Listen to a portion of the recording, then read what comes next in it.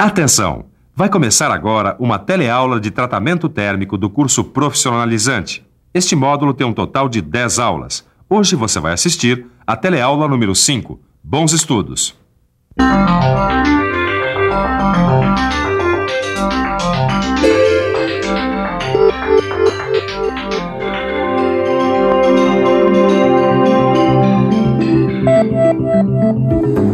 No mundo das máquinas, a maioria das peças não tem vida fácil, não. Imagina só o esforço diário a que estão submetidas peças como coroa, pinhões, rolamentos, eixos de deslizamentos e rotativos, dentes de engrenagem, ferramentas de corte e uma porção de outras peças. E para aguentar um esforço desses, somente passando por um bom tratamento térmico, não é mesmo? Foi isso mesmo que o engenheiro lá da fábrica estava falando, que os dentes destas engrenagens deveriam passar por um tratamento especial para aguentar o tranco do dia a dia. Foi para isso que eu trouxe essas peças aqui. Só que eu fiquei pensando uma coisa que você deve estar se perguntando agora. Que tratamento especial é esse? Você também quer saber? Pois então preste bastante atenção, porque é exatamente esse tipo especial de tratamento térmico que a gente vai começar a ver nessa teleaula. Hoje você vai aprender o que é um tratamento termoquímico e vai conhecer suas várias modalidades, como a cementação, a nitretação e a carbonitretação. Caramba, fiquei curioso. Ô Silvio, eu preciso buscar outra encomenda, mas eu ainda tenho um tempinho. Será que eu podia ficar para ver como é que é esse outro tipo de tratamento térmico? Claro que sim. Você também ficou com a curiosidade lá em cima, é? Pois então, muito bem, vamos lá. A nossa teleaula está começando.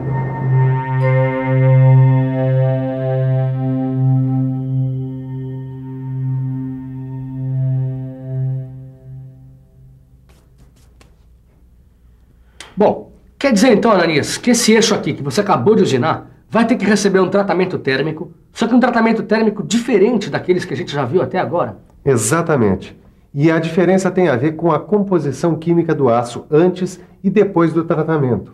Agora, Caio, você seria capaz de me dizer o que acontece com a composição química do aço nesses tratamentos térmicos que a gente já viu até agora? Eu vou ter que usar a cabeça, hein?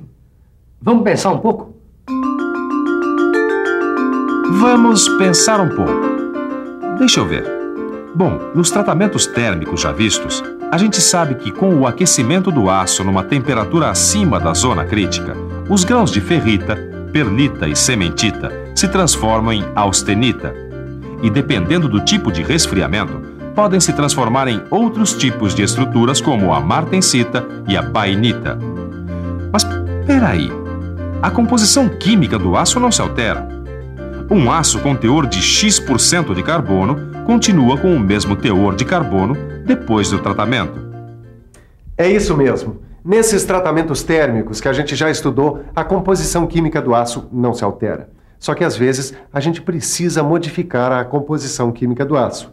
No caso desse eixo, por exemplo, é preciso alterar parcialmente a composição química do aço para melhorar as propriedades da sua superfície. Mas olha só, o tratamento deve aumentar a dureza e resistência ao desgaste da superfície, mantendo a ductilidade e tenacidade do núcleo. Isso é possível através do tratamento termoquímico. Esse produto aqui não tem moleza, não. Para desempenhar as suas funções, ele precisa de elevada dureza, resistência ao desgaste e, além de tudo isso, ele precisa ter um núcleo tenaz. Bom, essa altura do campeonato, você sabe que para fabricar essa peça, a gente usa o processo de estampagem. É aí que está o problema. Para fazer a estampagem, a gente precisa de um material de baixa dureza. Então, o que fazer? É muito simples. A gente pega um material de baixa dureza, faz a estampagem. Depois de feita a estampagem, a gente submete a peça a um tratamento térmico que aumenta a dureza e a resistência ao desgaste. E que mantém o núcleo tenaz. Bom, nesse caso aqui, a gente usa um tratamento termoquímico seguido de uma têmpera. Esse tratamento termoquímico é chamado de cementação. É isso mesmo. A cementação é um tratamento termoquímico. Ele aumenta o teor de carbono na superfície da peça. E você sabia que a cementação pode ser sólida, líquida ou gasosa? Você quer saber como é que é a cementação sólida? Então fique por dentro.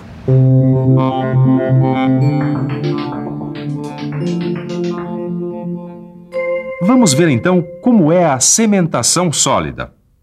Nesse tipo de cementação, a peça é colocada numa caixa de aço cheia de substâncias ricas em carbono, como o granulado à base de carvão, por exemplo. Depois de fechada, essa caixa é levada ao forno com uma temperatura em torno de 930 graus Celsius. Aí, a peça permanece durante um determinado tempo. E depois, ela é submetida à têmpera para adquirir dureza. Por esse gráfico, a gente pode perceber que existe uma relação direta entre o tempo de permanência no forno e a espessura da camada difundida na peça. Quanto maior o tempo, maior a camada cementada. Para você ter uma ideia, Afonso, na cementação sólida a peça pode ficar até 30 horas no forno. E a camada de cementação pode atingir até 2 milímetros. Quer dizer então que nesse caso o carbono penetra até 2 milímetros na peça e forma uma camada com maior teor de carbono. É isso daí. E essa camada com maior teor de carbono é o que a gente chama de camada de cementação. Quem diria, hein? Quer dizer que para aumentar o teor de carbono de uma engrenagem bonita como essa, ela vai ficar horas e horas enterrada numa caixa cheia de carbono. Ah, não vai não. É que no caso dessa engrenagem é melhor a gente fazer um outro tipo de cementação, a cementação gasosa. Esse é o processo mais eficiente porque permite cementar as peças com maior uniformidade e, além disso, com economia de energia. O carbono, nesse caso, é gerado pelo gás propano e a temperatura varia de 850 a 950 graus Celsius. Depois da cementação gasosa, o aço é então temperado em óleo. Ô Ananias, uma vez eu visitei uma fábrica que fazia essa tal de cementação, mas não era nenhuma dessas duas cementações que a gente viu, não. Ó, a peça era amarrada numa barra e mergulhada num banho. Parecia aqueles caldeirões do diabo que a gente vê em desenho animado, sabe? Ah, você está falando do terceiro tipo de cementação, a cementação líquida. Esse caldeirão do diabo que você falou nada mais é do que um banho de sais fundidos. Sais ricos em carbono, é claro, como os de cianeto e carbonatos. A temperatura é para capeta nenhum botar defeito, por volta dos 950 graus Celsius. Nesse tipo de cementação, as peças devem ser pré-aquecidas antes de serem mergulhadas no banho, isso para evitar o choque térmico. Depois de ficar o tempo necessário, as peças são retiradas e mergulhadas em salmoura ou em óleo de têmpera. E você já sabe que tipo de cementação você vai mandar fazer para esse eixo aqui? Olha, eu não vou mandar fazer cementação nenhuma. Como não, Ananias? Eu tenho que fazer a cementação para ter uma melhor resistência superficial, né? Senão a peça se desgasta rapidamente e o cliente vai em cima de você. Calma, Caio. Esse eixo vai ter uma melhoria de resistência superficial, só que não é cementação. Existem outros processos mais apropriados para um eixo como esse, que vai trabalhar em constante atrito. São processos muito utilizados em peças de motores de automóveis, que todo mundo conhece, ou melhor, que quase todo mundo conhece. O senhor sabe o que é o balancim? Olha, eu sei que é uma peça de automóvel, agora o que é, qual a finalidade dela, eu não sei. Eu não sei qual, certo, mas é uma peça de automóvel. E camisas de cilindro? Não sei, camisa de cilindro eu não sei. Isso é só com mecânico mesmo. Você vai saber pinos e rotores. Também nem desconheço. Rotores, eu tô desinformado, hein? Dá pra perceber que a maioria dos motoristas não conhece muito bem as peças que fazem parte dos motores dos seus carros. Mas você, que pretende ser um profissional da metal mecânica, sabe muito bem do que eu tô falando, não sabe? O balancim, as camisas dos cilindros, os pinos e os rotores são algumas das peças do motor de um carro que trabalham em permanente atrito, sujeitas a desgaste. Para evitar esse desgaste, essas peças passam por um processo chamado nitretação. A nitretação é indicada quando as peças precisam ter superfície com maior dureza e com resistência ao desgaste, à fadiga, ao engripamento e à corrosão. Os chamados nitralloy steels, ou seja, aços que contêm cromo, molibdênio, alumínio e um pouco de níquel, são os aços que melhor se prestam a esse tratamento. A nitretação pode ser feita de duas maneiras, a gás ou a banho de sal. Vamos ver primeiro a nitretação a gás. Esse tipo de tratamento é feito a uma temperatura entre 500 e 560 graus Celsius. E sua duração varia de 40 a 90 horas. O gás amônia é a fonte de nitrogênio, que é o elemento que se difunde no aço, chegando a formar uma camada de até 0,8 de milímetro de espessura. Essa camada tem elevada dureza, pois passa a ser constituída de nitretos de ferro, cromo, molibdênio e níquel. Essas peças não precisam ser temperadas. Tem também a nitretação em banho de sal. Opa, vai dizer que na nitretação em banho de sal, a peça também é mergulhada naquele caldeirão fervente? Vou sim, só que esse caldeirão fervente que você está falando, nesse caso, é um banho de sais fundidos, que são as fontes de nitrogênio. A vantagem aqui é o tempo, que se reduz para 2 a 3 horas, numa temperatura que varia de 500 a 580 graus Celsius. Normalmente, a nitretação pode ser feita depois da têmpera e do revenimento, desde que a temperatura do revenimento seja igual ou superior à da nitretação. Assim, as peças nitretadas não precisam de qualquer outro tratamento térmico, o que diminui o risco de distorção ou empenamento. Bom, agora a gente já pode escolher o melhor jeito para dar uma maior resistência superficial no aço desse eixo aqui, né? Ou será que tem outro processo? Bem, se eu entendi direito, para a gente aumentar o teor de carbono na superfície dessa engrenagem, a gente precisa fazer uma cementação.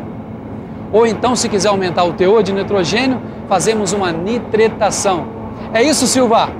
Ou carbono ou nitrogênio? Ou ainda, ambos. Ambos os dois? Aham. Já sei. Primeiro faz a cementação, depois a nitretação. Não, senhor, nada disso. Afonso, para aumentar a resistência de uma superfície de uma peça de aço carbono com nitrogênio, é preciso fazer um outro tratamento termoquímico chamado carbonitretação. Esse processo pode ser feito em forno de banho de sal ou de atmosfera controlada a gás. A temperatura, nesse caso, varia de 705 a 900 graus e sua duração é de até 2 horas. As peças são resfriadas em água ou óleo e a camada carbonitretada pode chegar a 0,7 de milímetro, apresentando dureza e resistência ao desgaste. A carbonitretação é usada geralmente em peças de pequeno porte, como componentes de máquinas de escrever, aparelhos eletrodomésticos e relógios. Falando em relógio, está na minha hora. Eu preciso ir buscar uma encomenda numa outra firma. A nossa teleaula também está acabando. Já sabe, agora é a hora da revisão. Fique de olho, hein? E atenção, se liga aí que é hora da revisão. Na teleaula de hoje, você aprendeu o tratamento termoquímico, que é aquele que modifica parcialmente as propriedades químicas do aço e, dependendo do processo, quando temperado, melhora as propriedades de sua superfície. Viu que isso pode ser feito aumentando o teor de carbono no aço, através de um processo chamado cementação. E viu que a cementação pode ser sólida, gasosa ou líquida. Aprendeu também que se pode aumentar o teor de nitrogênio na superfície do aço, bastando para isso a realização de um processo termoquímico chamado nitretação, que pode ser a gás ou em banho de sal. Por último, ficou sabendo que o aço pode receber carbono e nitrogênio num só processo, a carbonitretação. Ô Ananias, ainda estou com uma dúvida. Por que tipo de tratamento termoquímico vai passar esse eixo aqui? Bom, como ele vai estar sujeito a muito atrito e enfrentar um desgaste elevado, o melhor é ele receber uma boa camada de nitretos. Ou seja, ele vai passar por uma nitretação em banho de sal. Bom, a minha dúvida foi resolvida. Agora está na hora de você resolver as suas dúvidas. Portanto, abra o seu livro de estudos e bom trabalho. É isso mesmo. Estudar é preciso. Na próxima teleaula tem mais. Tchau. Tchau.